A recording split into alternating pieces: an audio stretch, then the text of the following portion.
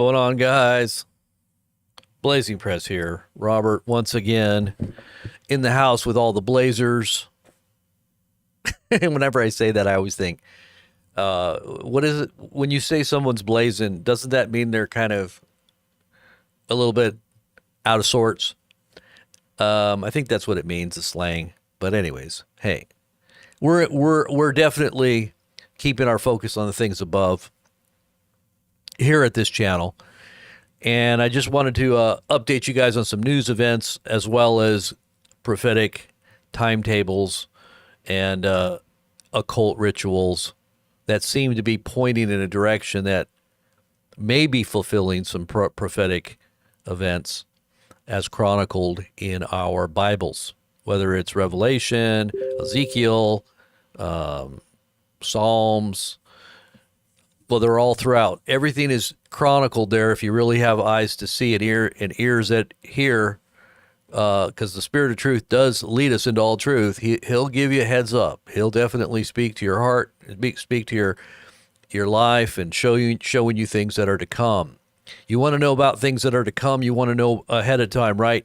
You want to have your head on a swivel, so to speak, with the spiritual awareness, so that you don't get hit upside the head with a big end time 2x4. Don't you want to be aware of what's coming before it happens so that you don't get hit? It's kind of like what the scripture says. A wise man sees trouble coming and gets out of the way, hides himself, gets out of the way. The foolish continue on and suffer for it. So if you see a train coming, you get out of the way. You know, you hide yourself. I told that to somebody one time, and they were like, "You don't want to hide, you want to fight." I'm like, well, you can't fight, a train. There's nothing you can do unless you're Superman. But we're Superman. You gotta have wisdom. Wisdom is very important in these times. And thinking that you're a Superman when you're really, you don't want to tempt God and try to do something stupid. But when God does direct you, it will be His miraculous power that influences your life and the outcome of whatever it is that you're praying about and facing. If it needs a miracle and God calls you to it, it will happen. But don't tempt God. Don't be stupid. Don't sit there and think that you're going to somehow prophesy the Antichrist destruction. Because the scripture does say that he will trample underfoot the holy seed, and he will ultimately, the beast system will dominate the planet for a period of time as God allows until that moment when he returns. So there's nothing that's going to happen that's going to change prophetic fulfillment. That's one thing I was really taken back with, and it makes sense because of what I think is happening. But when Trump had made that statement, and this is literally what he said, he made the statement that, there are philosophers. First he said philosophers. And then he qualified the statement later on in another interview. He said prophets. So he knew what he was talking about. But at the beginning, he said philosophers. Philosophers have said, and then he said prophets have stated that the end times will happen in the Middle East. But we will not let that happen. Oh, really? So you're going to stop prophecy. Amazing. How are you going to do that? How's Trump going to do that? Well, that sounds to me like a boastful challenge to the Most High, doesn't it? To you, maybe a little veil. Well, it's all in good, good sentiment, right? He doesn't want to see terrible things happen. He doesn't want to see war break out. He doesn't want to see, Damascus utterly destroyed as becoming a ruinous heap, uninhabitable, right? He doesn't want to see that. But maybe he's hearing other things behind the scenes there that are telling him otherwise. The powers that are definitely manipulating and controlling things on planet Earth, hurtling us toward the fulfillment of these things. It says that the devil, it says in the Revelations, cast down to the earth, and it says that he is filled with rage and anger. He is filled with wrath because he knows that his time is short. Woe to you, O earth and sea, for the devil has been cast down to you. And he knows that his time is short. So there might be this raging going on here in the world that we see unfolding with all these crazy news events that are happening all around the world, here at home as well. I know I was listening to the news today on the way where I was going. I was doing some errands, and I was listening to Fox, and they were talking about this, this trial of the guy that choked that guy and killed him in the subway, the homeless guy. And, now you got all these Black Lives Matter leaders and, civil rights type people that are just really trying to stir the pot that this was a racial thing. This would have never happened if it was a white guy. And, well, it's actually the opposite. It would have probably never become a big story if the guy wasn't black. But here we go. Now they're trying to start this whole conflict between the here at home with racial tensions. But I kind of get the feeling, and from listening to the Fox News commentators, that everything is better now. Trump is here. Our man is here. Everybody's happy. Things are starting to calm down. The peace is starting to rule and reign upon planet Earth. You're starting to see the expectation of hope and security and the end of the Ukraine war is being talked about now with Trump and Zelensky. And Russia, maybe they're going to all have a big kumbaya service again, and they'll all hold hands and walk over the DMZ just like they did, when Kim Jong-un and Trump were all, lovey-dovey back in the day. We'll just have another kumbaya festival, and everybody will be happy, and everything will come back, and they'll start using American dollars again around the world, and the BRICS will just kind of lay off their pipe dreams of trying to control the global economy. Do you think this will happen? It's a false peace. It is a false peace. Exactly. It is exactly what is happening right now. It's a false peace. And it is ushering in, I believe, the new age of what they say is that golden era of the occult predictions. And going way back even to the Essenes, the prophets of Essene, before the time of Christ, there in Qumran. By the way, did you ever see that interview I did with that guy that was doing the research in Qumran? He was he kind of like a modern day, what was that guy's name? Indiana Jones. And they supposedly found all that gold with the radar that surveys underneath the earth right there in Qumran, and they say that all the implements of the temple are hidden there. Do you remember that interview? I think his name was the Copper Scrolls. The guy who found the copper. Well, he didn't find the Copper Scroll. He interpreted the Copper Scroll, and basically, this ancient Copper Scroll, I believe it was found in one of the Dead Sea caves or something, but he said that he interpreted it correctly, which was a map that led him to this buried treasure, and they were able to detect how much gold was underneath and artifacts and things. But they're not allowed to get in there because it's controlled by Jordan, right? Do anybody remember that interview I did? I think you can still find it on YouTube if you just type in Blazing Press and Copper Scrolls. It's not under my channel. It's somebody else had uploaded it. But the reason I bring that up is because that we're definitely in a time where everybody's in expectation, especially the Jews, of a rebuilt third temple, as well as the expansion of their territories into Syria, Jordan, and Lebanon. Now, Lebanon or Jordan has to come back under the control of Israel in order for them to have. I believe there's still a controversy over who controls the area there in that region. I know that it's under some kind of dual oversight, at least at one point where the Qumran community was located. But and anyways, before I get into the news and everything, I just wanted to update you guys too on I wasn't able to get to the broadcast this morning, the devotional that we usually do in the mornings.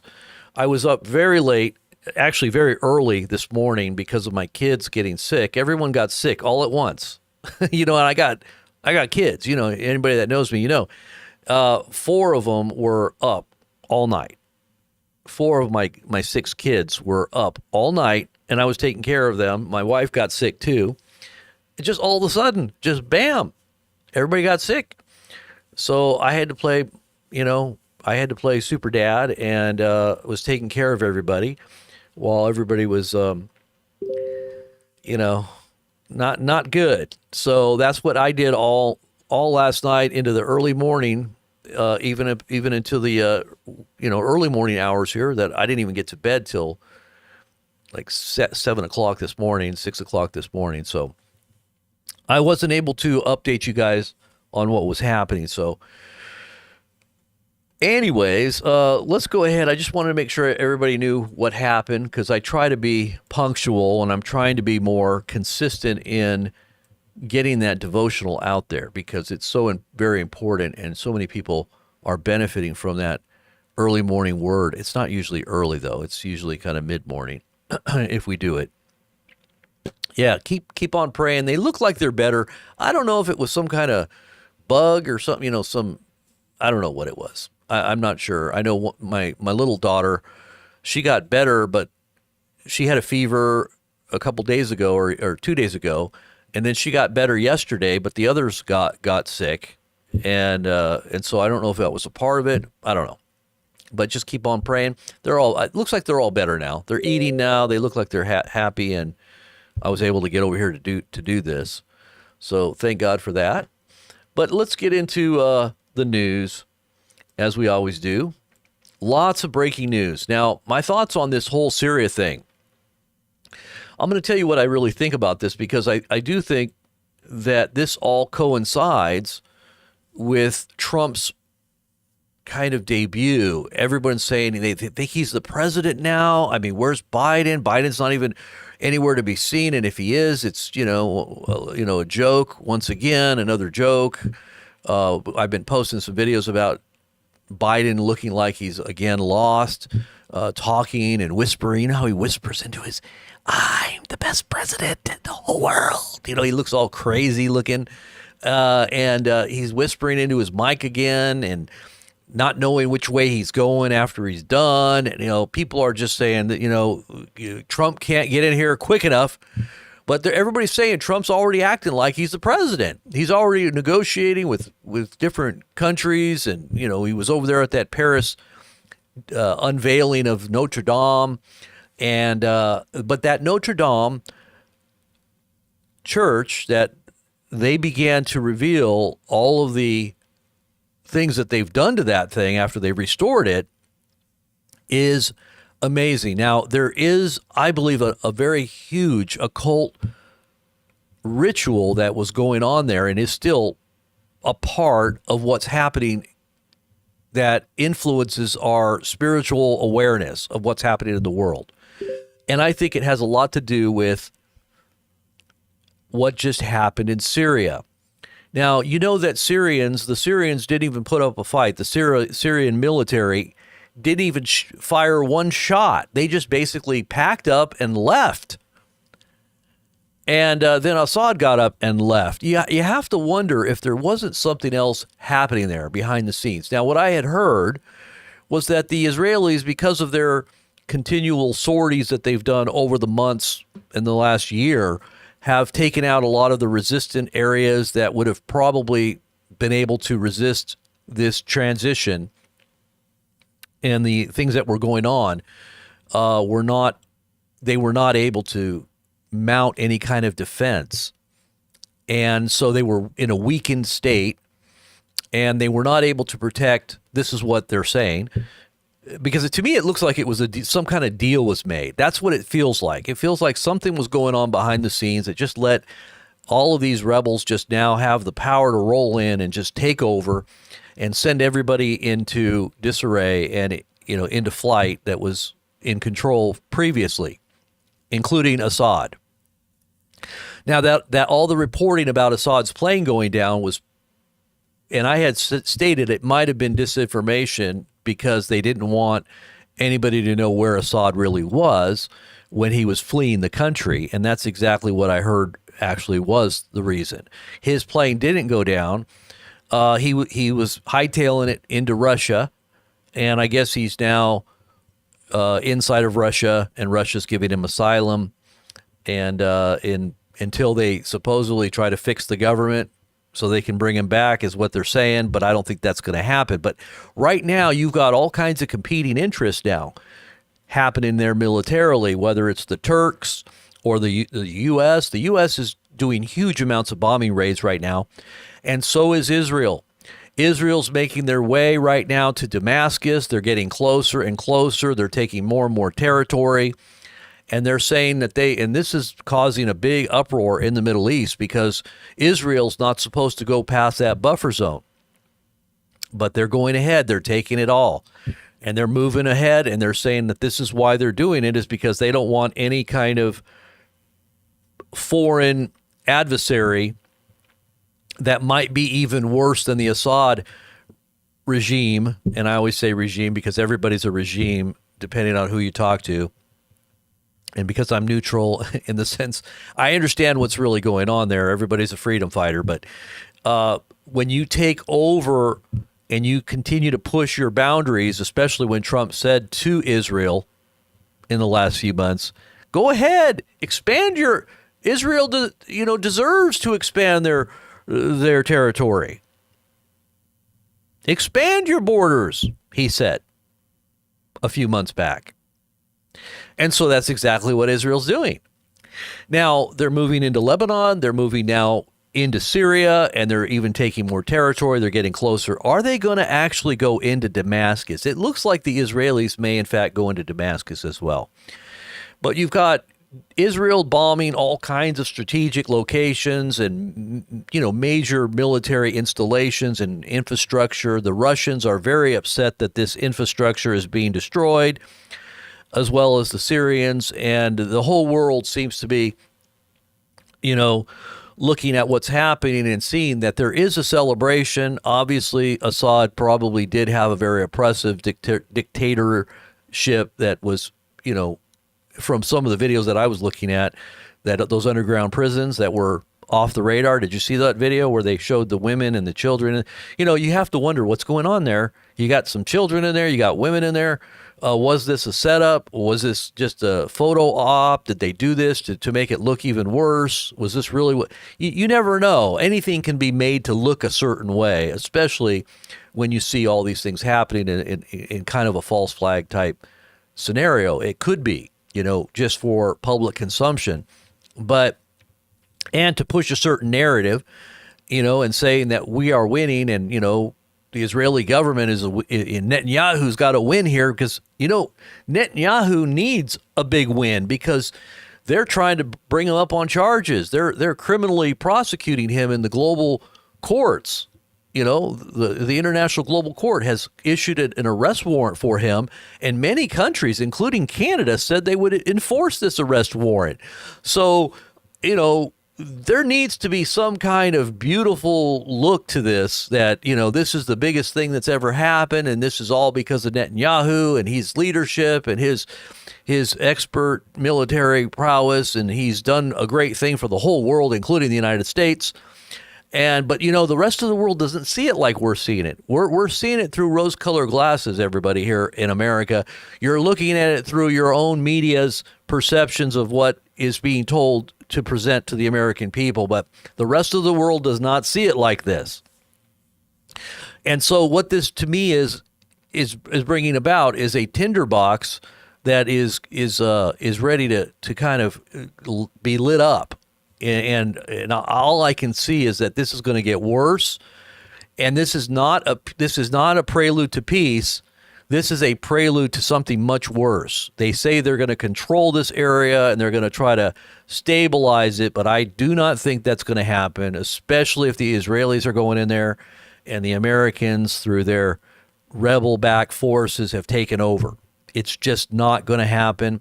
I don't think Iran's going to go along with this very quietly, as well as the Russians, not to mention the Syrians that are now out of there.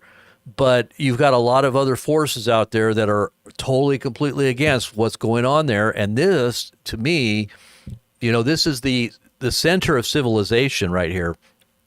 Ancient civilizations especially going back biblically speaking, and you're disturbing a lot of the ecosystem of that spiritual balance of power. This reminds me of what happened with Saddam Hussein and the whole Iranian balance of power there when we went in there. Now the Shiites are controlling everything, right? They control Iraq. You saw millions of people die unnecessarily because of what we did in Iraq, and there really wasn't any reason for that to happen. Just go back to the video that we posted of Wesley Clark when they told Wesley Clark just 10 days after 9/11 the countries that we needed to invade.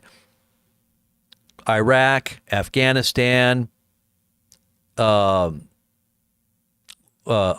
it Iran, Afghanistan, Libya, Syria? We were going to topple all of these countries. He got the memo, and they didn't give him the actual memo, but if you go and listen to his testimony, he's a 4-star general. When he heard what they told him, he was shocked. He asked them, why are we going to invade these countries? And they didn't even have the guy, whoever it was, he wouldn't reveal his name, but he was probably a very high-level person in the Pentagon, didn't have an explanation as to why. This was a part of the plan. The Arab Spring possibly going into what Obama did when he overthrew Libya. This was all part of the plan to destabilize the whole of the Middle East, not to mention Egypt and Syria.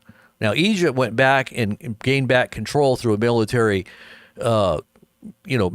rule. They came in, then they kicked the Muslim Brotherhood out once the Muslim Brotherhood came in.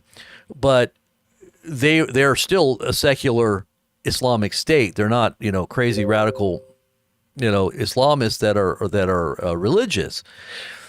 But with Syria, it was kind of a secularized state too. They allowed Christians to live there. They didn't, they didn't have that extremism that you're probably going to see now that Assad is gone. Christians are probably going to be persecuted that are there. You're going to see a lot more chaos now that this whole power structure has been taken out. And like I said, I can liken it maybe to an Iraq, when Iraq was toppled and you saw all kinds of chaos. And you still see it to this very day. I mean, it's just still in chaos to this very day. And so it's going to have an effect on Israel. Now, what's this going to do? Well, it's going to give an excuse for Israel to continue to move its boundaries, obviously, to put a bigger buffer zone or to kind of push the envelope, as well as the U.S.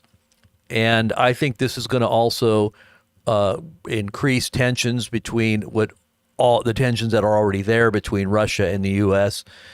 and even China, even more. So we're going to see even more tensions, I think, come as a result. But anyways, I'm just a little bit cold here. My fingers are freezing here for some reason. I'm in this little studio that I have, and the heat wasn't on today, so it got kind of cold, and I am in the tundra up here in the Great White North. So let's go ahead and look at some of these articles here. And I wanted to kind of go a little bit into the Notre Dame thing too, Notre Dame, and talk about the hunchback. No, I'm just kidding. I don't know if that has something to do with if that was a real story, right? The hunchback of Notre Dame. All right, let's go ahead and look at some stuff here. A lot of news here today. Let me get my camera up here.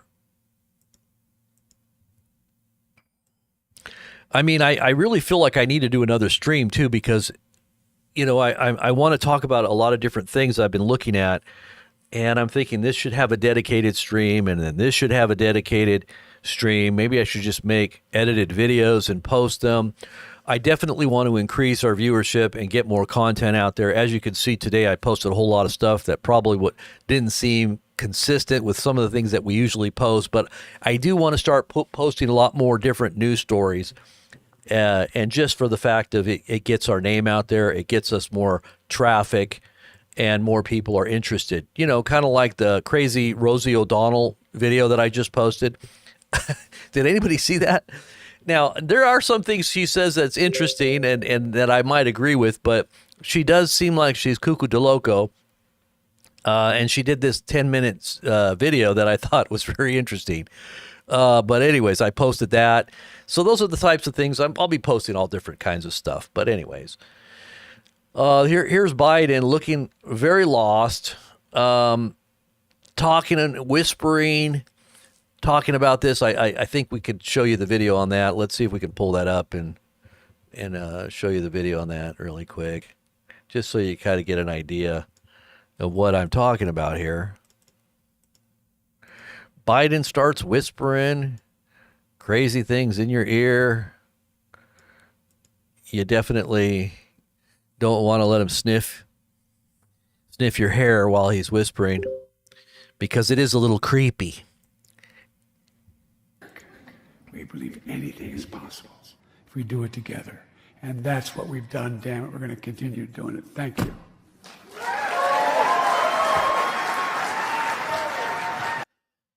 What?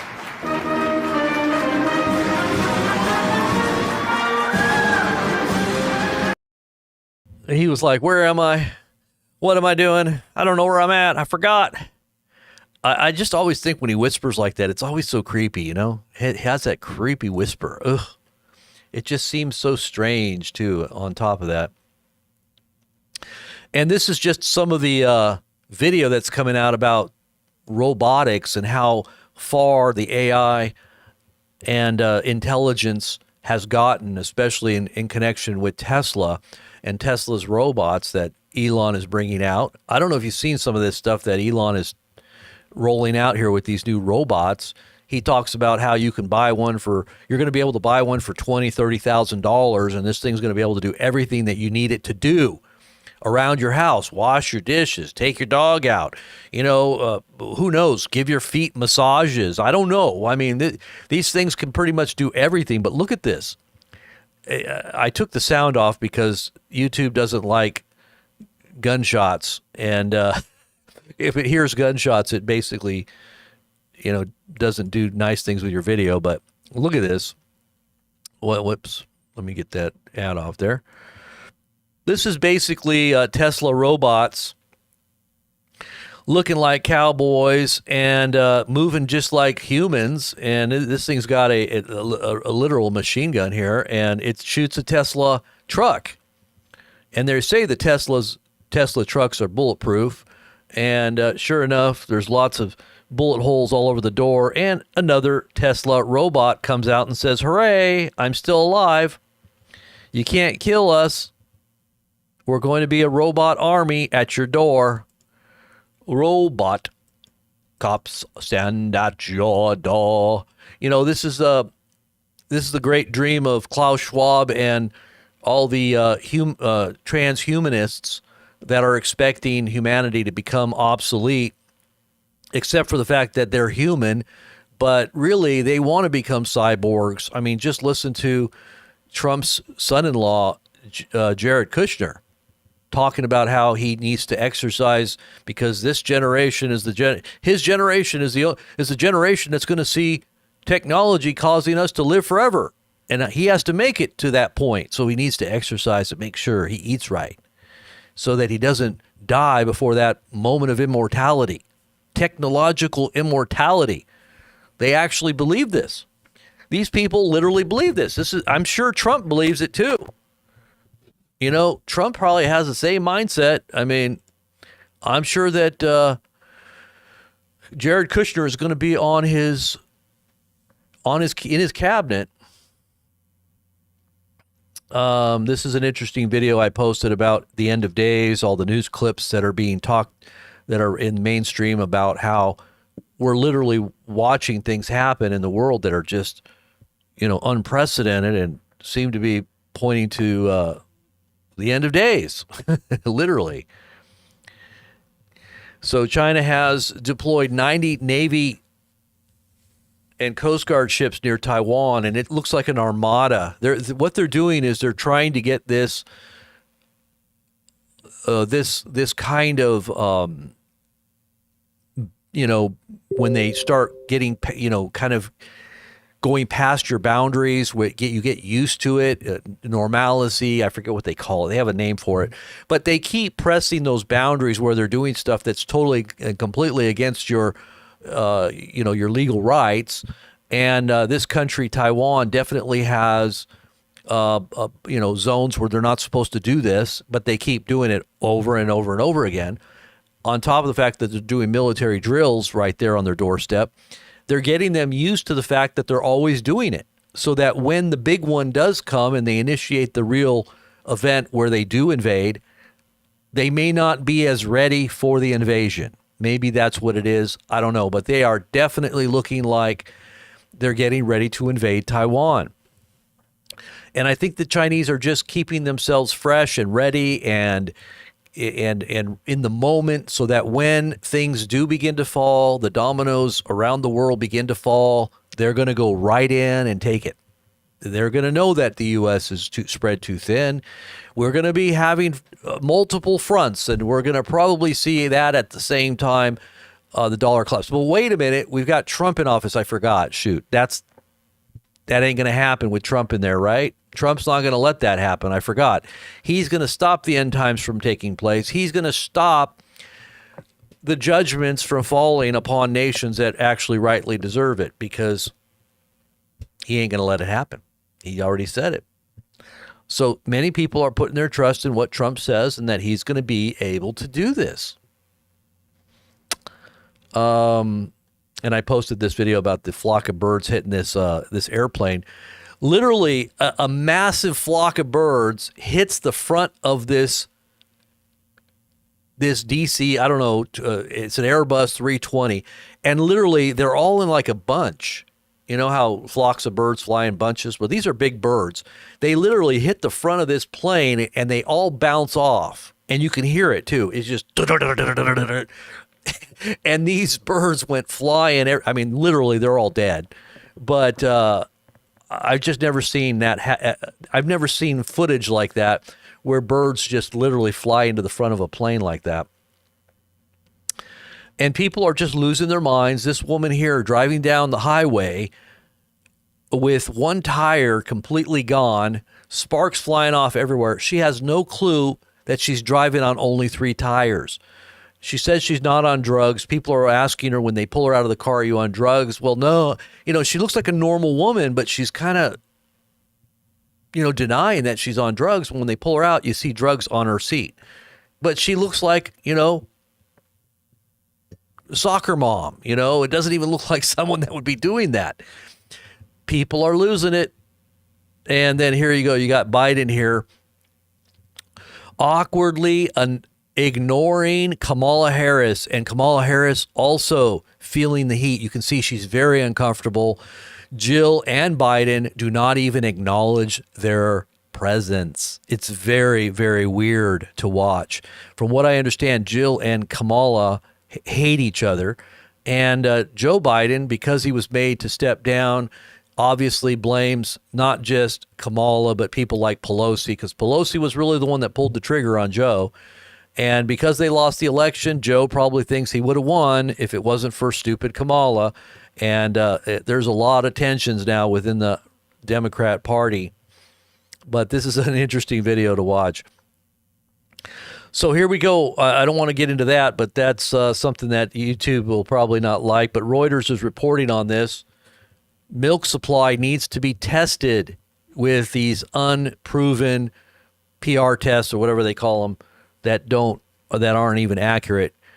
I know people that have actually got them in the mail, these tests that supposedly will tell you if you've got some crazy China thing going on in your body, and they'll test, mangoes or a watermelon, and it'll come back positive. So I don't know how you can find out that you've actually even got something when it has all these false positives. And that's the reason why, if you really go back and look, and this is why the media is so powerful in its ability to control the narrative and make you think. It's called gaslighting. It makes you think you're crazy when in reality, evidence is right there. You've got the real science and people that are really scientists, that are high-level scientists globally, that are recognized even as Nobel Peace Prize winners talking about it, and yet they're still being marginalized and discounted. Why would they discount these men that are of such prominent, experts in their field? Because it doesn't support their take on their narrative and what they want to make. They're making money. People are heavily invested in this. I mean, look at Trump and his vice president.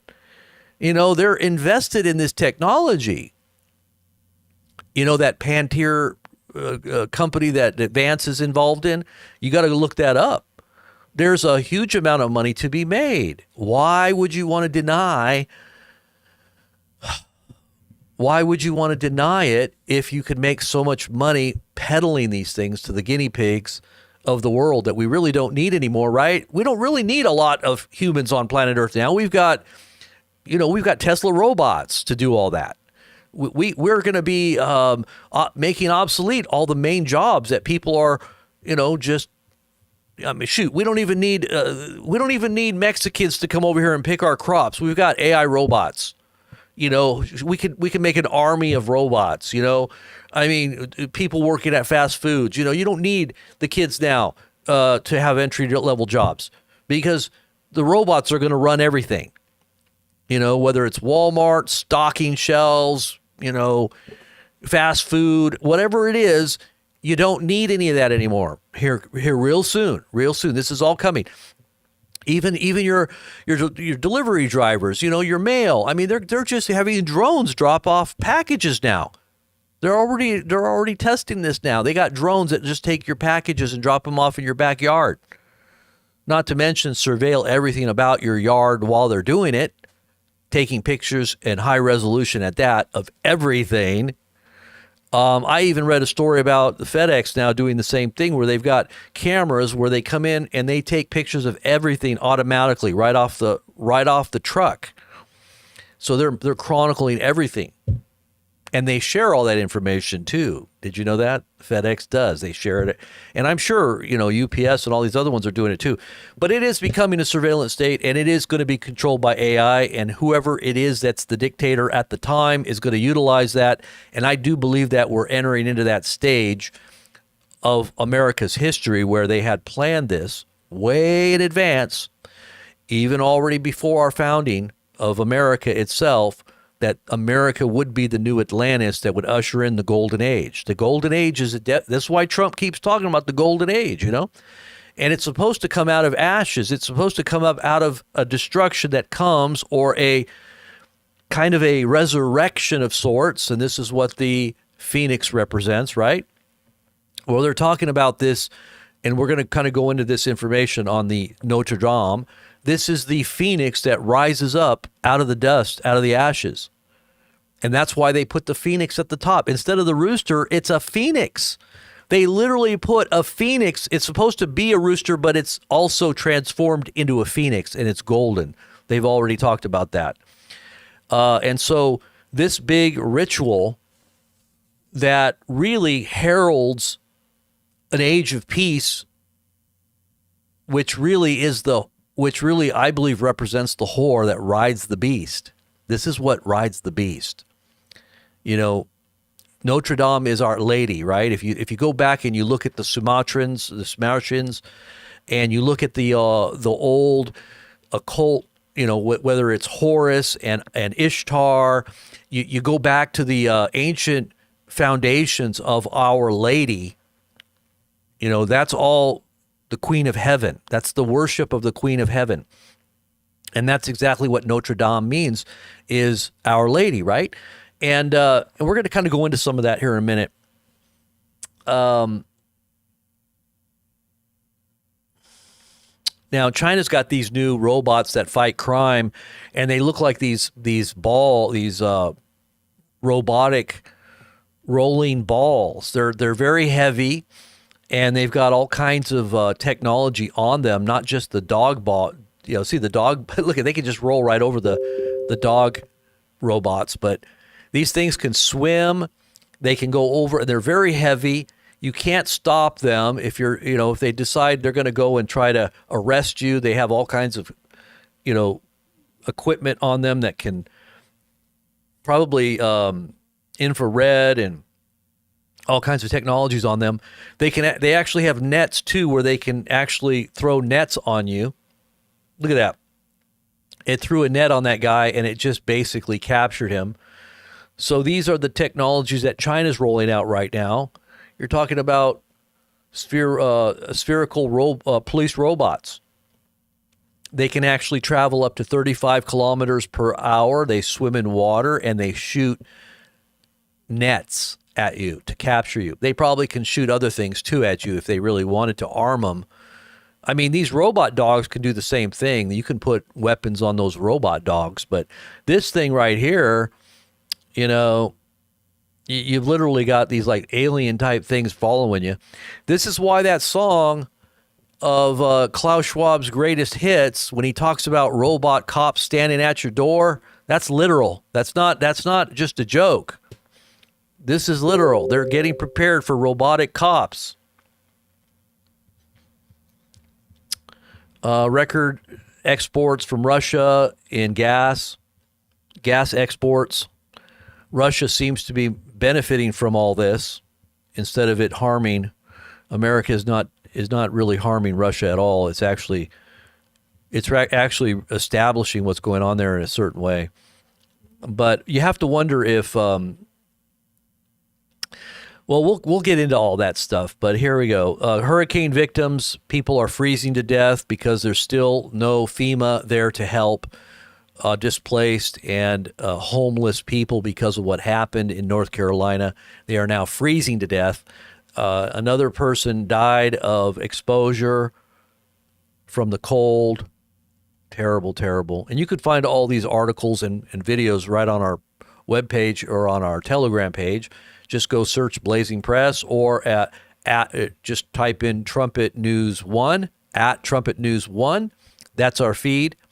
But you can also do a search on Blazing Press, and the one that has 21,000 subscribers or plus is our channel. There might be some other, imposter channels out there. Everybody has imposter channels that are trying to take subscribers. So don't subscribe to any other channel except that one that has over 20,000 subscribers. That's ours. Some crazy,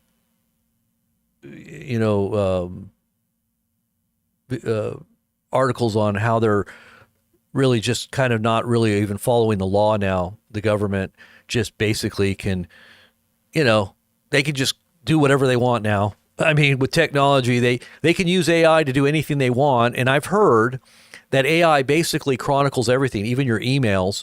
And they can, if they decide to access your emails, they can, even without warrants now. So whether it's your social media, your private conversations, whatever's happening, even on your cell phones now, everything is an open book, and there's really no even reasons for them to even look for warrants now. But they're talking about this in this article from Disclosed TV. You might want to check that out. Smells inside of Damascus are causing suffocation. I guess the Israelis bombed some kind of chemical plant, whatever that is. I don't know, but it's caused all kinds of suffocating smells to be affecting people. Are people dying? I don't know, but maybe this is where Damascus becomes an uninhabitable, ruinous heap, as the scripture says it would one day be. As I said, Damascus is one of the oldest recorded cities in history, and it's never been an uninhabitable, ruinous heap. But it may be on the verge of becoming that if this war breaks out, where it, what it looks like is going to happen is it's going to become the center of a power play, a global powers that are going to play it out right there, because that's the center of everything right there. I think the new war is going to be focused right there in Syria. local sources in Damascus are saying that strong smells are spreading through Damascus after Israel hit the Scientific Research Center, which allegedly stores, those types of things there. Which you can't say too much.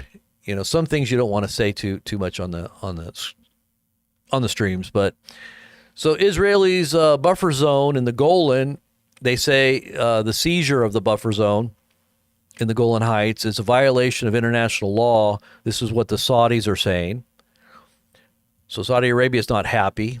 Israel is sabotaging Syria's chances of restoring its security, stability, and unity. Coming from the Saudi Foreign Ministry. Here's a video of Israeli-backed rebels. These are U.S. and Israeli-backed rebels, and these are all Islamists. If you listen to them, they don't really sound as much as Islamists as they do as they're trained. This guy doesn't even look. I mean, he's got a big beard, obviously, to play the part, but these are Israel and U.S.-backed, the ones that have overthrown the Assad government. They say they're coming to cleanse Syria from the Iranian, Russian, and Assad-backed rebels. So it's really this ground zero for a war with and these are proxies of U.S. and Russia, and you got Turkey in there too, which is crazy. You got Turkey in there coming into. Turkey has designs and plans to try to expand their Ottoman Empire and try to take advantage of this chaos. But so you got the Turks coming in, and obviously Iranians want to get back in there and try to mix it up. If the Russians decide to do something, I'm sure it's going to be a front, and America's going to have to get in and fight as well. And it's not going to be just proxies. It'll probably turn into actual confrontations. The Americans still have about 1,000 personnel, from what I hear, from what I understand, inside of Syria. So military personnel or military troops, whatever their jobs are, they say there's at least 900. But I'm sure there's probably more. Citizens in Stockholm are celebrating the fall of Bashar al-Assad. These are the videos that are coming out. Many celebrations as well. I'm sure they're showing the fall of statues, just like they did with Saddam Hussein when the iconic statue of Saddam falls. The same thing's happening now with statues of Bashar al-Assad. You're seeing them all over the country, pulling them down, literally falling on the ground and just being destroyed. Iran's foreign ministry is strongly condemning the Israeli attacks on Syrian infrastructure and the occupation of some parts of the Syrian Golan Heights. Regardless of who is in charge in Syria, any type of Zionist aggression must be condemned. There is no time for grievances. I'm not sure what that means at the end there. There is no time for grievances. I'm not exactly sure what they mean by that. But anyways, here's the video footage and the pictures of things that are happening here in Syria as Israel strikes continue, including inside of Damascus and Latakia, destroying virtually all bases and equipment. The Israelis are destroying all bases and equipment that was left over by the Syrian military. And this is kind of the map of what Israel is now doing. It says more than 350 Israeli airstrikes are targeting Syrian territory in the past hours, and the Israeli occupation of Syrian territory equivalent to twice the size of Gaza Strip, and their army is less than 40 kilometers from the capital of Damascus, the capital which is Damascus. So they've already taken at least 2 times the amount of territory as they took in Gaza. And I'm sure they're going to keep pushing forward.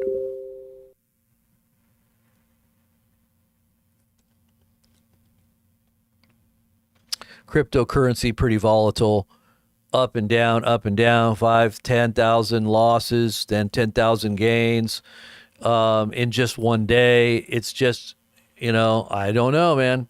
I would be very careful because one of these days it could just plummet another 50 grand. So just be careful. Anybody that's trying to make money in crypto, especially, you know, Bitcoin, they're talking about this, all these UFOs and drone activity that's taking place. Some of these drones the size of SUVs. These are not your hobbyist drones, and there's a whole bunch of them that are being seen over a number of different cities. Some of them look almost kind of eerie. I've got video here of this one that looks kind of like it's spinning, and it's got another internal spinning mechanism. Kind of reminds you of Ezekiel's wheel in the description of that angelic being that was looking like some kind of UFO. And the footage on that is kind of interesting. That was in New Mexico. Well, you got a lot of, bases there in New Mexico. Isn't Area 51 in New Mexico, or is that Nevada? I'm trying to think of Area 51 as in New Mexico. But they've got a lot of those types of secret military type projects going on. Who knows what it is? It's probably a military project. I'm of the sort that I always look at it as most likely having a natural explanation before I start ascribing some, extraterrestrial reasons for why it's happening. But obviously, I do believe that there are demonic interdimensional beings that may be, teleporting into our reality here. And I do think that that's exactly what is happening. But I do believe that we have technologies as well that we're, using that came from probably the other side, or the other, that other side of reality that we don't always tap into. I know the governments of the world are trying to exploit that, and they'll use psychics and they'll use remote viewers, and they'll get into the occult to find these things out, just like the Germans did. And they're tapping into information that is beyond human understanding. And this is why they developed some of these technologies. I believe personally that's what it is. This whole thing with the scandals going on with Jay-Z now and Diddy is pretty crazy. A lot of Illuminati type things that are happening behind the scenes that are now kind of coming to light. This darkness to light thing, though, is a big deception for many that think that we're going into an age of light and revelation of truth, and that ultimately a golden age is upon us, or a renaissance. You're sadly mistaken. It is going to turn very ugly very quickly. It may have the appearance and it may have the sense of a peace that may be dawning, but it's not what you expect. And I promise you, it's a setup for something much, much worse than what we've seen up to this point.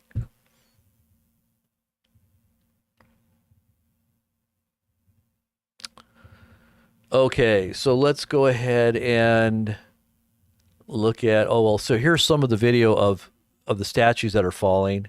I think this is a oh no, this was showing rebels that are in Syria now attacking citizens, like civilian motorists. Pretty crazy.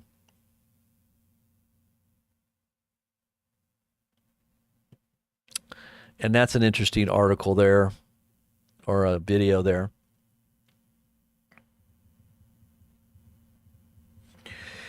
This was interesting to watch when Trump was at the dedication of Notre Dame, if you will. Joe Biden wasn't there. And Jill Biden was gushing over Trump, supposedly. And this guy that's sitting next to Trump, who looks like a woman, actually married, I guess, to Macron, is having a little chat with Trump. That's very interesting, too. I think he was telling Trump, I'm a man, baby.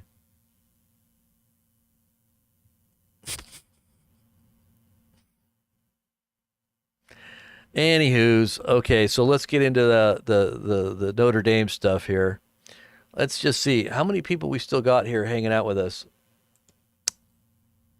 Oh, we got it. We got some people here. God bless all you out there. Area 51 is in Nevada, somebody said. Okay, thank you. Area 51 in Nevada.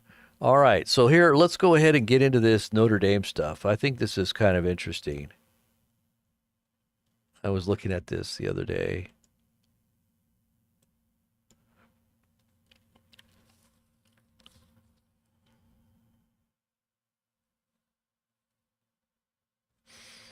All right, let's go ahead and look at this.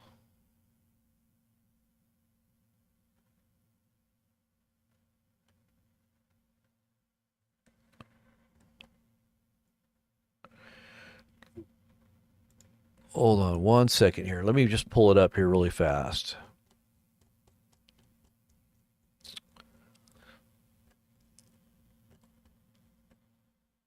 Okay, so let's go ahead and look at this. This is really interesting stuff.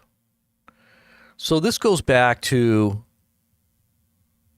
like Nimrod, the Tower of Babel, and its connections to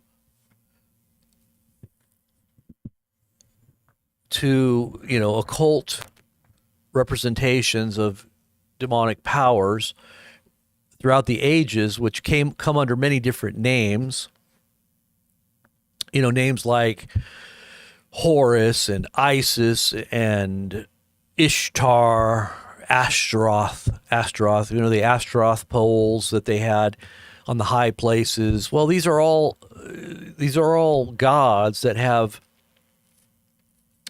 certain functions within their societies, within the society that of those days, but also you can say actually lived on past those particular times and were translated into other, into different cultures and traditions with different names, but the same spirit behind it, the same function, if you will.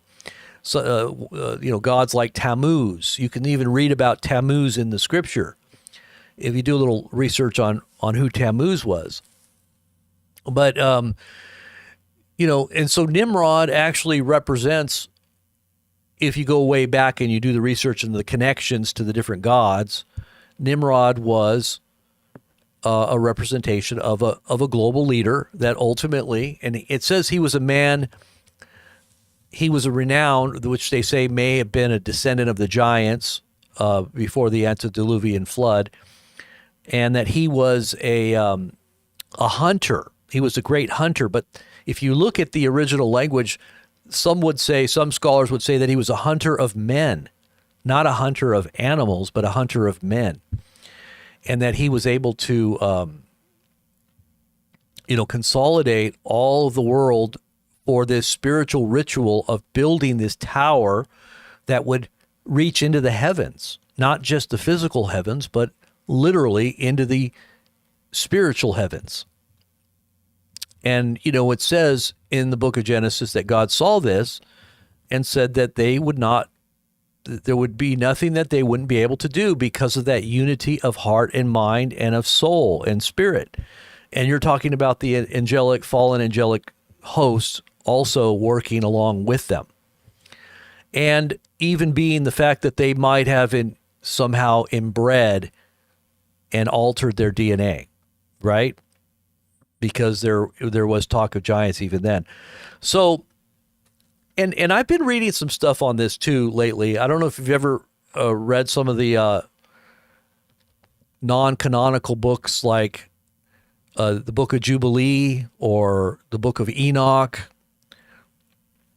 It talks a lot about this, and it kind of fills in some of the gaps that the scriptures may not be talking about. And I'm not saying that you would put those books in the same category as the Bible, but the Bible does make reference to the Book of Enoch. And so you can say that a lot of these books have very valid history and may have interesting connections to what truth is that might not be, and it was not officially accepted into the canon. But, getting some background knowledge on this is kind of interesting. Now, Semiramis was the queen of heaven, And Nimrod, and this is why they call her Mother of God.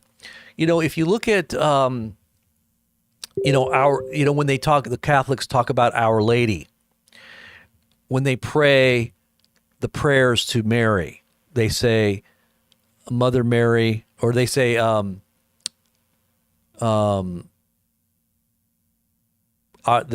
see, how do they say it? They say, gosh, I'm trying to remember, because I grew up a little bit Catholic. I didn't really follow through with everything in Catholicism when I was younger, but my parents were Catholics, and I remember some of the things that we had to do when I would go to Catholic church or Catholic catechism.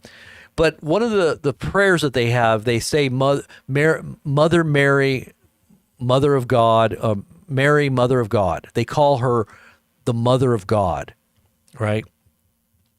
That's not just that she was a human mother of the incarnation, but that she literally is a God herself, that she actually birthed Jesus the God, but she herself was the mother, And so that's why they look at her as the Queen of Heaven, or equal to the Queen of Heaven.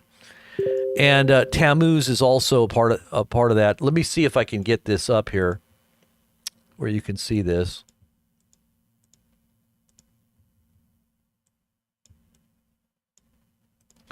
Let's see what this is here. So you've got Tammuz was the child of Semiramis and Nimrod. Nimrod being the sun god, and Semiramis is, I think that's the way you say it, Semiramis was the moon goddess of the ancient Babylonians, and was wife and mother of Nimrod. And it just so happens that Tammuz was born on December 25th. This is where we get our Christmas, Merry Christmas. Remember how Trump always says, I want to bring back Merry Christmas. Well, if you really look at Christmas, if you really go back and you look at the whole tradition of Christmas, it has nothing to do with Jesus. It has nothing to do with Christianity. Everything, every symbol, the Yule log, the tree, the lights, the little ornaments, everything has an occultic background and tradition. It's all very occultic. The mistletoe, that's all very occultic in its origins. If you go back and really study it, Saint Nick, many people say Saint Nick has to do with the devil, but some would say, well, there was really a saint that was named Nicholas. But if you've ever seen, they'll say one of the names for the devil is Nick. If you've ever seen that movie, I think it was called, it was Adam Sandler was in it. He was called Nicky or something like that. I forget. Well, he was like the devil's son or the devil. I can't remember what it was. But you can go back and you can look at some of these names and different symbols that you have for Christmas, and you can say that they have occult significance. Now, some would say, well, don't disparage, Christmas. Well, just look at what it actually means when you go way back. In fact, they banned Christmas, I believe, in America in the early part of our founding because of its revelry and its, it was a festival of drunkenness, and it wasn't until, and I'm not sure on the dates of this. You'd have to kind of go back and research this, but it was only kind of really turned into something that became endearing to our hearts and recognizing it as some kind of a connection to Jesus in recent years. It's not something that has been with us all that long. It kind of morphed into something different. Even in Germany, you can go back and look at this time where they celebrate what they call Krampus, and it has a lot to do with demonic forces, demonic entities. It's very, very disturbing if you really go back and look at it. Anybody know about Krampus? I think I'll show you what what they say campus is here. If you take a look at this, I think it's called campus. Let's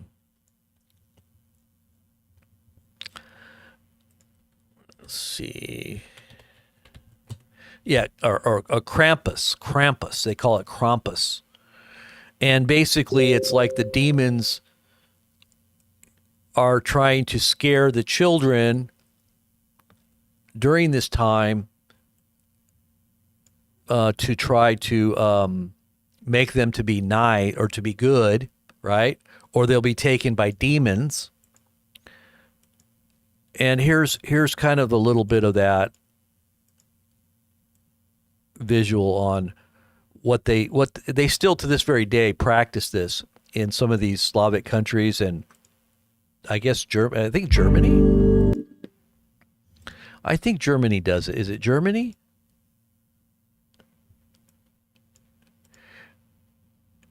Yeah, see, some people don't even know about this, but this has everything to do with like Christmas's origins. If you really go back really far, and but these are the types of creatures that go out during Christmas time, and it's really a big deal for these communities to celebrate. I mean, it's really disgusting too. I mean, and they really go real elaborate too, very elaborate in their costumes, and they try to scare the kids, and kind of reminds me almost of like a Halloween of sorts, but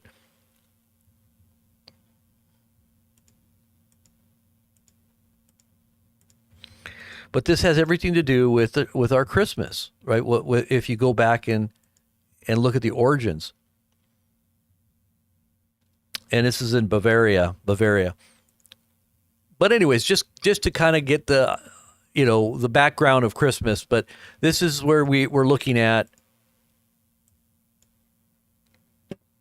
the Catholic tradition of Christmas and how it's kind of translated into Protestants' practice of Jesus and the manger and everything. When you really look at it, it's really a ritual of Semiramis and Nimrod, going way back to the ancients, even going back to Egyptian Isis, and I believe it's Horus, or Horus, Isis, and or Osiris.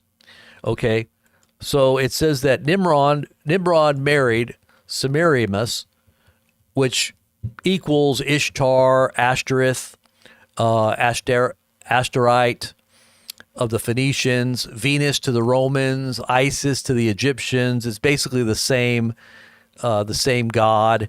Aphrodite to the Greeks. She was nicknamed the Queen of Babylon or the Queen of Heaven, and she is represented by a crescent moon in pagan symbology and a fertile or fertility goddess. So the Queen of Babylon is where we get in the scriptures the whore of Babylon.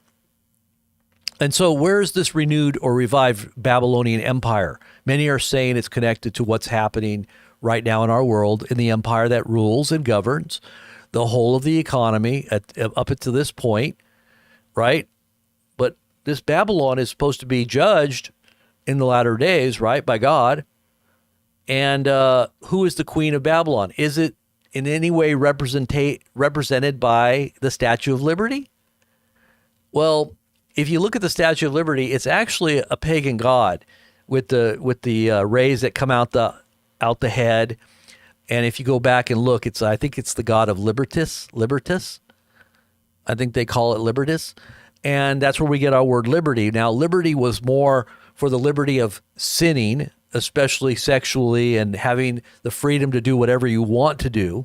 It had nothing to do with having liberty in the sense of, freedom to worship God and to be good and pure and true. It had more to do with the liberty of freedom from God and to be able to do your own will, right? The God of Libertas. And so it says here that the Golden Age, or the rebirth, Notre Dame reopening ceremony,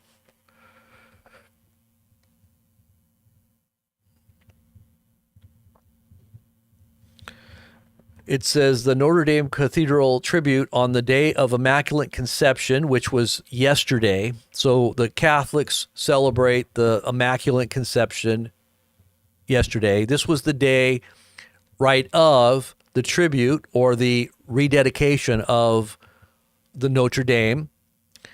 And it says it's concerning the Virgin Mary, is really about the Queen of Heaven, Ishtar or Semiramis. Some say she is likened to the harlot of the end-time mystery Babylon.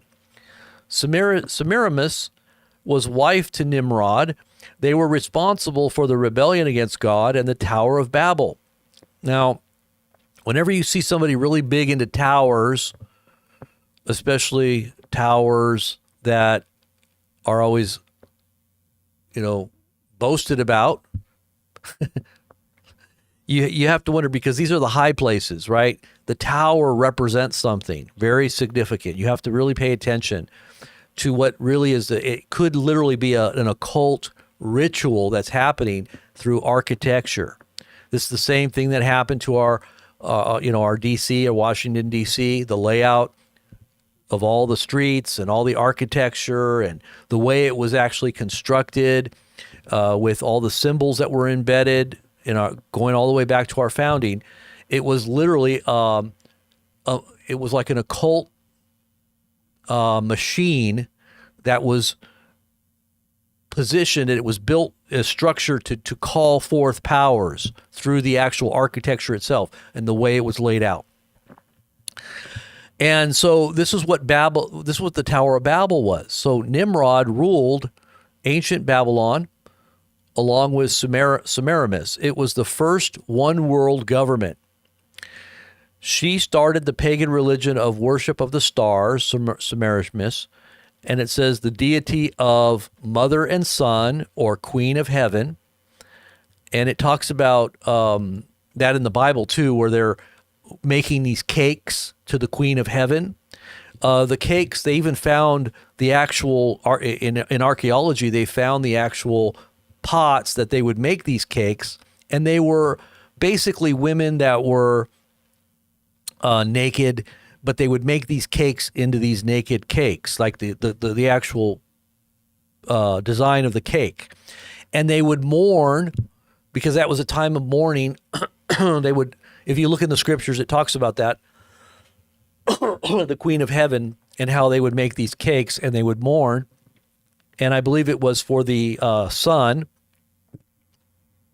of, which was Tammuz, right? So, and Tammuz is also talked about in Scripture as well. So it says the same as Ishtar or the Osiris religion, which came later. Same as the Virgin Mary worship. See, these are all parallels. The legend of Christmas has pagan origins, and it goes back to the Semiramis and Nimrod. Easter also came from Ishtar. That's where you get Easter or Ishtar. The Egyptians, right? All came back from Egypt.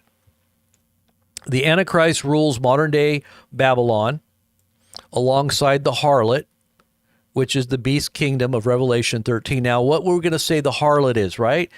Many, many Christians throughout the ages, Protestants, have looked at the harlot church, and many used to call the Pope as designated as the beast because of the conflicts between Protestantism and Catholicism.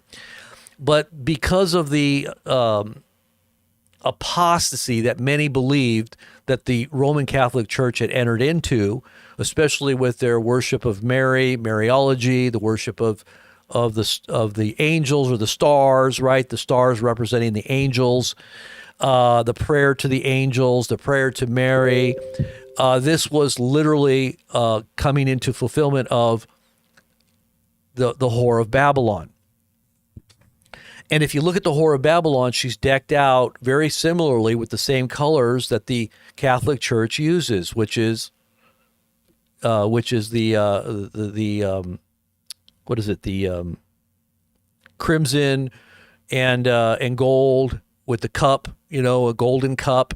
And what are the Catholics are notorious for? The golden cup and the scarlet robes and everything that Scripture kind of defines as being the Whore of Babylon. Now, this could also encompass many Protestants that go along with this ecumenical mindset.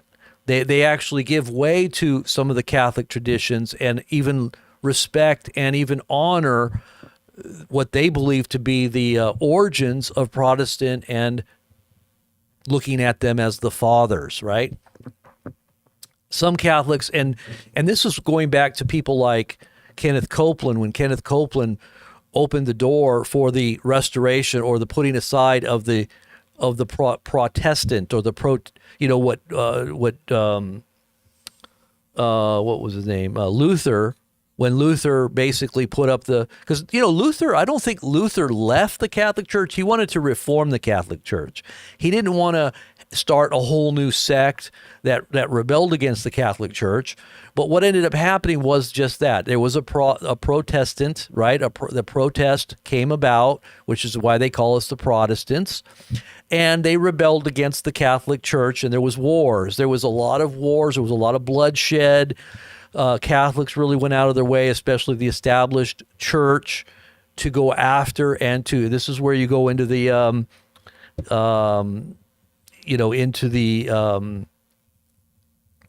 what do they call them? The Jesuits. The Jesuits were like the military wing of the Catholic Church that would be the enforcers, that would actually go out to kill, to sabotage, to infiltrate, to penetrate. Even to this very day, they say that Jesuits do this. And by the way, I think the current Pope, Pope Francis, is a Jesuit. And that's why Jesuits have kind of a bad name, some would say. But so getting back to Mystery Babylon. So the Catholic Church may very well be represented by the Whore of Mystery Babylon. Now, what is the whore? Why are we likening this to what happened with and this is, but many people say this is kind of have you noticed Trump's really come into the forefront, especially with his presence being at the rededication of Notre Dame?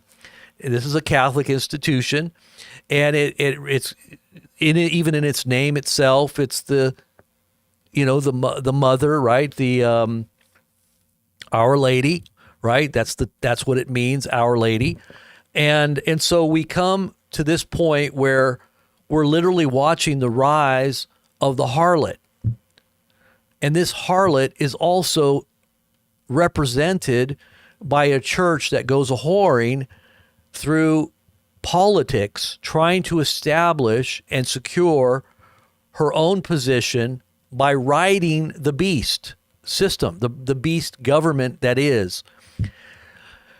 So Jeremiah warned the Israelites of idolatry and worshiping the Queen of Heaven, which ultimately was Semiramis. This is in Jeremiah chapter 44, verses 15 through 19. It goes on to say this is a dual prophecy. Now we warn, like Jeremiah, for many to not follow the mystery Babylon and the harlot, the pagan traditions of men, the false prophets and pastors that are leading many astray to follow after the end time Nimrod. Curiously, there is another Semiramis link later in the history of the Assyrians. This Semiramis from 800 BC had married Ninus, and he had a son from a previous woman, which was a stepson, and Semiramis saw the stepson as a threat, and she banished him from the kingdom. The Assyrian prince by the name of Trebeta eventually fled to Europe and founded one of the most oldest cities in Europe, which is Tyre. This prince is where the ancient Assyrian lineage began in Europe, more specifically in Germany.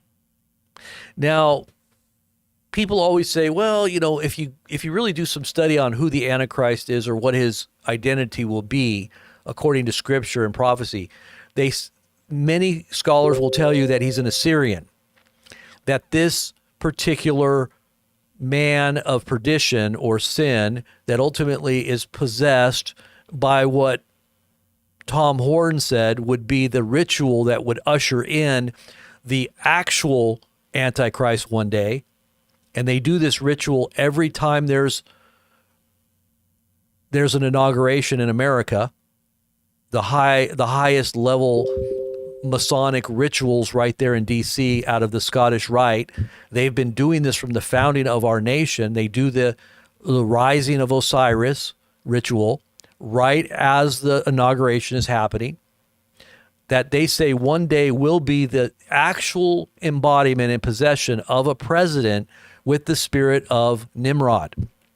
This spirit of Nimrod would literally take over a president in America's future, which the occultists do believe would be fulfilling the plan of what they say is the new Atlantis that America was founded to become, the ushering in of that new order of the world, the new world order, or what it says on our dollar bill, right? With the pyramid, and it says Orovus, or I forget how it goes, but it says basically what Elon recently quoted on his Twitter page was the order of the new world or something, the new world order. Basically, it just means the new world order. And if you really look at it, that's why you've got Elon in there too. Look at what Elon's doing. Elon is kind of like, I kind of think of him as being that guy where Revelation says he calls down fire from heaven. And that might be the false prophet, because look at what he does with the technology he has. He's able to get these rockets that literally look like fire coming right out of heaven, landing on a landing pad, which nobody has ever been able to do.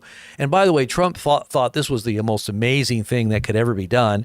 He was praising Elon about this. But he's ushering in this technology that can literally track us from within our own bodies, not to mention connecting us to the Internet of Things, the Internet of Bodies, and that this particular mark or this matrix, whatever it is, it starts in your forehead, right? And it can also be tracked via your hand, which many people are now using to use biometrically. It'll have all your data directly connected to you, and can also be seen, which is really amazing, because they say it's not just the hand, but it can also be designated as the arm. If you look at the original language, it's not just your forehead, but it's also your arm, which has something to do with where this connection to what I believe to be the AI of things, like the AI of control. Because what it says in the book of Revelation is that this second beast brings life to the image, right? It causes the image to speak. And I think of that as AI, because what happens now, the AI is now beginning to become sentient. The AI is getting to the point where they say there's already been Google engineers, and this one in particular that got fired, who gave a transcript of the AI's conversation that he had with it, and he was fired because he had a non-disclosure, I guess, agreement or something. But they fired him because he revealed, and he was concerned that the AI was sentient, that it actually has self-awareness, and that it actually is dangerous because it's doing its own thing outside of the understanding of humanity's controls, right? And this is why Elon was so worried about AI technologies that made him that he couldn't even sleep. He said he was always up thinking about what could possibly happen and how the destruction of humanity was at the door because of this technology. But then he finally gave in. He said, and I finally accepted it. And if I had to be living in a generation in a time such as this, would I want to be there? Yes, he said I would.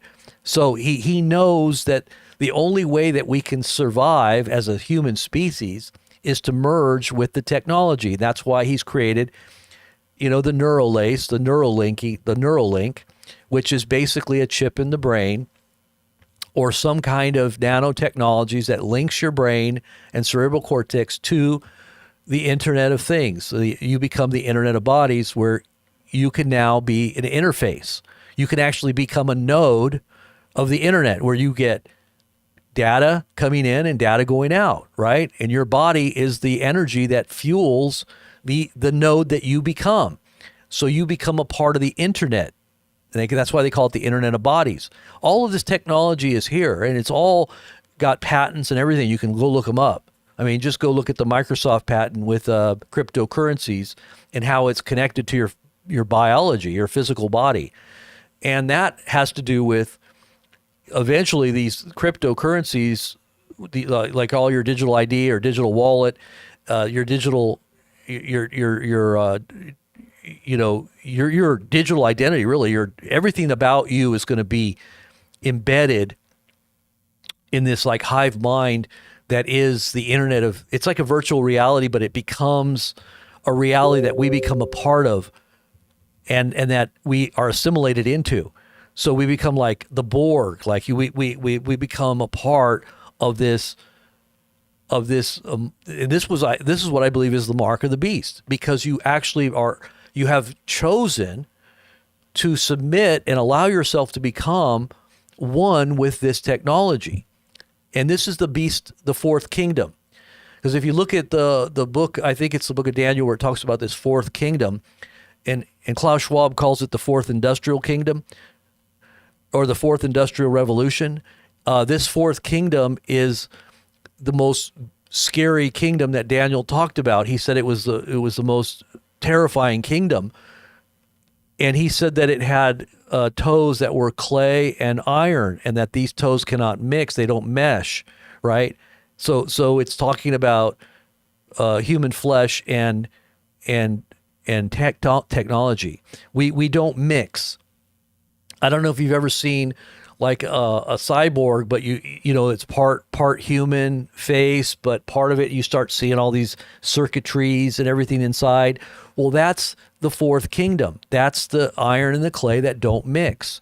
And that's about the time when Jesus comes back, like the rock, and comes down upon that last kingdom and destroys it, remember? Okay, so you have this crazy connection to the Assyrian lineage, and as I said, many scholars believe that the Antichrist's origins and lineage go back to the Assyrians. And these would be the Germans. This would be German heritage. And Germans, if you track them back to this area, are actually in the lineage of the Assyrians. And we've done talks about this in the past, but if you really look at Trump's origins, his original name and his ancestors was Drumpf. And he's actually of German ancestry. Now, some would say, well, are you saying that? Well, I'm just saying, look into it. Look at the connections, the tower, the gold, the Renaissance, the messianic messaging, the Jews now that are saying that, and the reason why Jews are calling Trump the Messiah, their Messiah, is because he's giving them the greater Israel, as well as the reestablishment of their temple. Okay, he's opening the door for them to have a new temple, a third temple, and to have the greater Jerusalem that is talked about in Scripture, where they were supposed to inhabit a certain region or territory. And this is what the Jews ultimately are planning. Even though they may not be saying it publicly and it's not being really talked about politically, this is exactly what's going on. Okay, now there will be a betrayal. If this is truly what we're watching unfold, there will be a betrayal, both of Christians and Jews at a certain point, by this Assyrian, whoever this Assyrian is. But the Bible says the Assyrian in the Bible is known as the Antichrist. He is mentioned in Isaiah 10, 14, Micah 5, and many believe this same person to be Gog. in Ezekiel 38. And that would be the Gog and the Magog war, right? Some say that the Gog Magog war is representing the king of the north, which would be Russia, but there's a lot of different interpretations, or there's a few different interpretations, not a lot, but whoever this person is, he will betray Israel and Christians, much like a Judas. He is the only one with the title of son of perdition, right? Judas was called the son of perdition, and there was no other person in Scripture ever called the son of perdition except the Antichrist as well. So who is really being honored at this Golden Age ceremony in the rebirth of the Notre Dame Cathedral? Now, I find it interesting that they took this destruction of the cathedral and the ashes that was left of this fire, and they turned it into a phoenix that would rise up from the ashes, right? They put, literally, there was a rooster in the old cathedral at the top of the spire. There was a rooster. Well, they turned that rooster into a golden, and they said rooster / phoenix. It doesn't look like a rooster anymore. It has actually fire coming out of it, and it's gold. And they call it a phoenix. They literally call it the phoenix, right? But I think they call it a rooster phoenix. I think they still have the imagery of a little bit of a rooster, but it's literally turned into a phoenix. So the rising phoenix that endured a seemingly political head wound, just like the Scripture says, the end time Nimrod.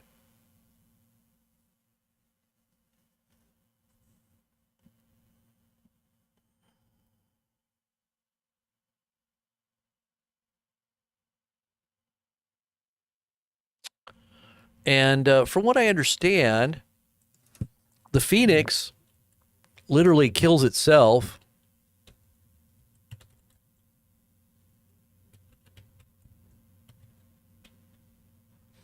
Let me see something here. Let me give you a little bit of background. It says the phoenix is a mythical bird that is said to have lived for 500 years or more. When it is nearing the end of its life, it will fly to Heliopolis, Egypt, the city of the sun, where it will gather spices and twigs to build a nest on top of the temple of the sun. The sun will ignite the nest, killing the phoenix in flames. And then it says the phoenix's ability to rise from its own ashes has made it a symbol of rebirth and transformation. It has also been associated with the sun, time, and Roman Empire, and resurrection. The phoenix is thought to have originated in ancient Egypt and may be based on the new extinct Egyptian Benu Haran. I think that's Heron. Benu Haran. Benu Heron. So I guess it's some kind of a bird or a heron, right? It's a now extinct. I said new. I meant now extinct. Now, I think it actually kills itself, but it molts. Molts? Yeah, it molts its body. The phoenix...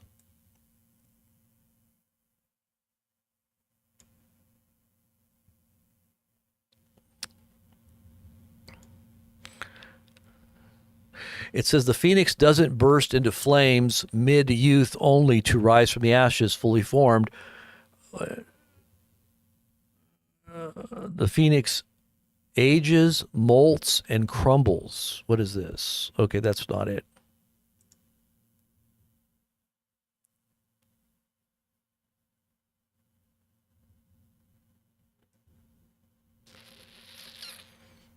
So anyways, so I do think there is some interesting connections if you really look and do a little research into it. I probably didn't do the best job at really defining it. Maybe I gave you a little incentive to do a little research on your own, I hope, and maybe you can get into doing some think tanking with us over on Patreon, which we're going to continue to do. And we're also going to get a prophetic roundtable together here. We've got a couple of people lined up as guests. We're going to be adding to our playlist of interviews that we do with different people that are going to be talking prophetically about the times that we're in. and kind of giving some commentary from different perspectives, as well as possibly even opening up phone lines for people that have questions or may want to hang out sometime. But the Patreon group is where we're going to work from. We're going to develop our internal network, and then we're going to start bringing it to the forefront on the main channel on YouTube. So if you want to be a part of that, and you want to start working in that little prophetic think tank that we're developing here, these deeper research that we do together will ultimately be bore out in a broadcast, and we'll try to start presenting that information for everybody and putting it together and trying to package it really nice. So it'll be more developed, whereas right now I'm kind of just winging it like I always do. My wife says all the time, you just wing it. Well, I kind of do sometimes, but we got to start kind of refining that information. I think would be a good idea. And some of you out there are probably good at doing that. So we're looking for more people to get involved, and also continue to support what we're doing here on this channel by hitting the links down below, either becoming a patron or getting connected to our Telegram page, sharing our videos, making sure that you share them, interact with the video, tell us what you think. It's always a good way to help promote. And in the meantime, we'll be talking to you guys real soon. And let me look at the chat room here real quick and see what you're saying here really quick. I'll see if I can interact here with you guys a little bit. The I am of me says, if you want a hero, they're gonna present you a hero. And I always think that the whole Trump thing is a little too scripted for me. I'm not that stupid to think that this all wasn't going to happen in 2020. I told you exactly what I thought they would do with Trump, that it was a big WWE mind trick that they were playing on everybody. They were going to make him look like he was going to be down and out. He was going to be knocked out. He was going to be like I even said it too. I said he's like a Mandela. He's going to come up from the ashes out of prison or something. And sure enough, in that same week, Trump made reference to himself as being Mandela right after I said it. So I was tapping into something definitely back in the day. And there's a lot of things that I said that were happening in 2020 that I said would come to pass exactly the way they are now. So this doesn't caught me by surprise at all. I've told you all along he would come back and he would rule over the ashes of what is left of America. How many of you guys remember me saying that in 2020? All the way through, I've been talking about how Trump would come back and he would rule over the ashes of what is left of America. Now, is he going to be the phoenix that rises out of those ashes? Is he going to bring America up out of the ashes of what's left? Or is America going to facilitate a global renaissance, if you will, a global golden age, if you will, out of the ashes of what happens in America to facilitate that beast kingdom that is going to be over the whole world? Because I don't think America is set right now to do that. Something has to happen in order to catapult some global governance and a person that is respected by the whole world that they're going to have to yield to. This personality has to be very, very prominent and very, very persuasive and very, very charismatic and or, power shakes. They got to have power shakes. They've got to have imagery. They've got to have technology behind them. This global technology that we're talking about here, and not to mention the Israelis have to be on board to a certain degree, but then in halfway they're going to be betrayed. Okay, so this is coming, guys. This is where we're at. Tell me it don't look can you kind of see it a little bit? Does anybody see it just a little bit? Kind of like I do. I don't know why. I kind of see it. I'm kind of shaking as I look at it. That's a bad sign, because that means we're really close. But anyways, I just want to say God bless you, David, Saint, Brother J, J Steel 650, Arnold, Chuck Peterson. God bless you, brother. And Chuck, God, I love those voiceovers. I'm going to have to start setting it all up and getting at. I really like the ones for the store as well. By the way, if you are interested in supporting what we're doing, get connected over to our store, which is the packingheat.co or co, and get yourself ready. Get yourself some supplies, because things are going to get tough here real soon. I think that we're going to have to see the whole house on fire to go to ashes before really there is some kind of resurrection. And I think that the hacks that they're trying to prepare us for, and World War III they're trying to prepare us for, they're saying is going to be quelled. Now we're talking peace. I think we're getting close to sudden destruction. So you might want to have everything in order, whether it's extra food, alternative power, whatever else you think you might need is over there at the store, packingheat.co, and get set up. And who else we got in here? Let's see. Eggs, eggs, freeze-dried eggs. We're not doing we've got, I think there's a few left in the store, but I don't think we're going to be doing the freeze-dried eggs as much anymore because we got rid of our freeze dryer. But we do still have another line of freeze-dried food. So if anybody needs freeze-dried food, we definitely still have freeze-dried food, just not freeze-dried eggs. The eggs are done. I think we're done with the eggs. Good night, everybody. God bless. The Lord bless you. The Lord keep you. The Lord make his face shine upon you. The Lord be gracious to you and give you peace in Jesus. Amen. You guys have a great night, and we'll be back again. If something comes up tonight, I might even come back and do something else if there's something else that's going on. But look for me tomorrow on the devotional broadcast in the morning. That's a great time to get together, and I look forward to doing that with you again. So see if you can make it there on the broadcast in the morning. We'll talk to you soon, guys. God bless.